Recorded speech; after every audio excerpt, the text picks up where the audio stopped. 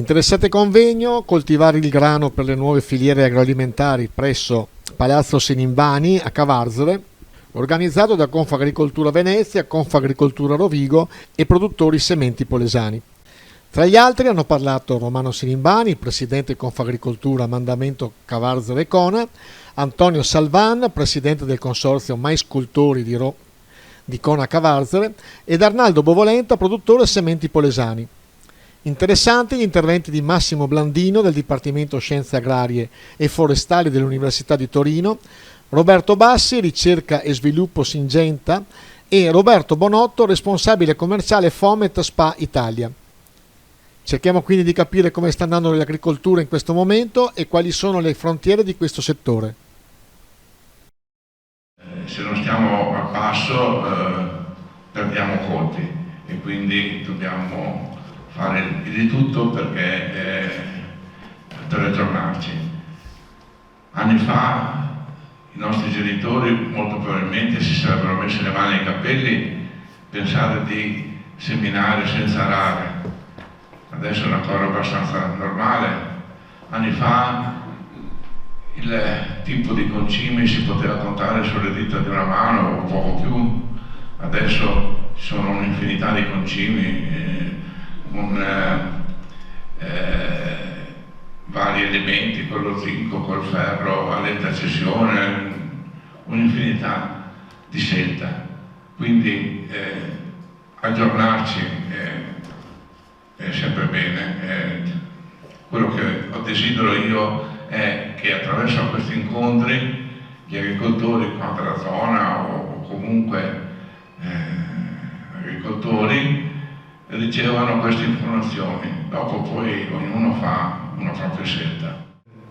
Sinimbani asseriva che il contesto agroindustriale praticamente sta cambiando il mondo, sta cambiando anche la domanda di consumi e alle vostre aziende agricole vengono chiesti sempre più nuovi obiettivi.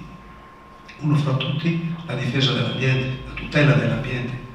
Voi dovete produrre sempre più cibi salutari, non solo, ma dovete anche puntare allo sviluppo rurale. Ecco, in questi ultimi 2 anni molti di voi hanno aderito a una filiera importante, una filiera sicura, oserei dire, la filiera carta del mulino Barilla. Questa è una filiera molto importante che a mio avviso va nella direzione di tutelare l'ambiente innanzitutto, perché quel famoso 3% di miscuglio che vi viene chiesto di seminare a chi fa il contratto è già una prima azione di tutela per l'ambiente, non solo ambiente, quindi insetti utili, insetti impollinatori, molto importante. E Barilla è stata così, si è congratulata tutta l'Europa, oserei dire, con Barilla per questa azione, che è un'azione molto importante. Non solo, ma lì avremo anche dei grani tracciati e quindi sicurezza di avere un prodotto finale salubre, un prodotto finale, un grano sicuro. È chiaro che c'è una certa marginalità nella nostra agricoltura, lo dicono i numeri.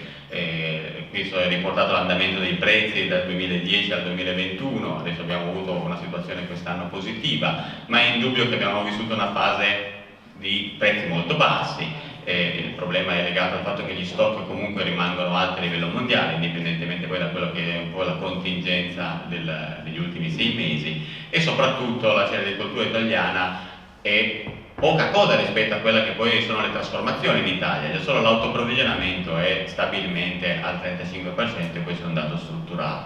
Quindi noi trasformiamo in Italia il 35% del grano nazionale, il resto è comunque di importazione. In questo contesto però in Italia, ma non solo, ma in Italia più che altri paesi, abbiamo sviluppato più rapidamente un concetto di qualità importante associato alle produzioni cerealicole. Quindi qualità che in questo schema vuol dire qualità sanitaria, quindi rispondere a quelli che sono dei prerequisiti, e anche l'asparagina e la fenamide, di cui parleremo poi a fine dell'intervento, rientrano in questa categoria. Vuol dire produrre, quindi la produzione rimane sempre un elemento ovviamente chiave, ancorché la narrazione in certi casi del settore agroalimentare dica cose diverse, ma noi tutti sappiamo che ovviamente non c'è qualità se non c'è neanche una competitività forte della produzione cerealicola, un'attenzione nell'agrotecnica, quindi dei ritorni di reddito che passano da buone produzioni, e poi la qualità tecnologica, quello che è la trasformazione.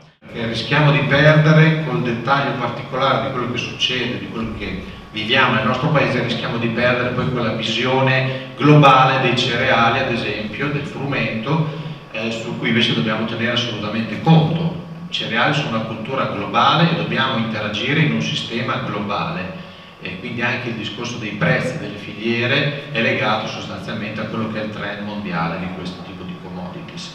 Una cosa importante che vorrò portare alla vostra attenzione è la sfida per l'aumento della resa, uno degli elementi fondamentali. Vedremo come questa cosa viene sviluppata, perché noi diamo per scontato tutta una serie di norme, di attenzioni che diamo al prodotto finito, senza diciamo, mettere il fuoco su quello che è l'esigenza primaria, che è quello dell'aumento della resa. Poi viene tutto il resto, ma se non c'è la resa, la filiera o tutto l'indotto cerealicolo non può in qualche modo diciamo, avere delle soddisfazioni, una sostenibilità economica comparabili con le altre culture. In termini di strutture, di personale, di organizzazione, per oggi poter dire il saccone o il sacchetto che io porto nella tua azienda agricola ha tutto questo percorso dall'origine fino alla tua azienda stessa.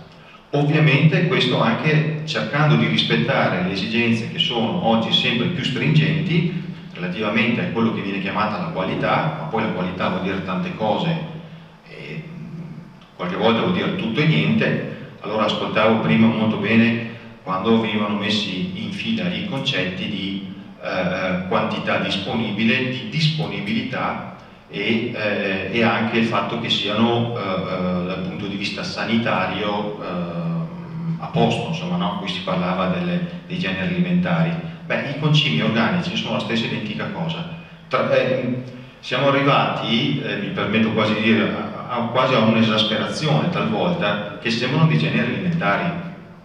Quindi anch'io confermo che la tracciabilità, il percorso che abbiamo fatto, le esigenze del consumatore, la richiesta di garanzie, sono tutti aspetti assolutamente importanti e assolutamente da perseguire, complicano molto la vita della produzione e qualche volta sono anche però eccessivamente esasperati, e anche qui confermo un po' il tema che aveva sollevato il collega precedente, dove qualche volta c'è della mala informazione.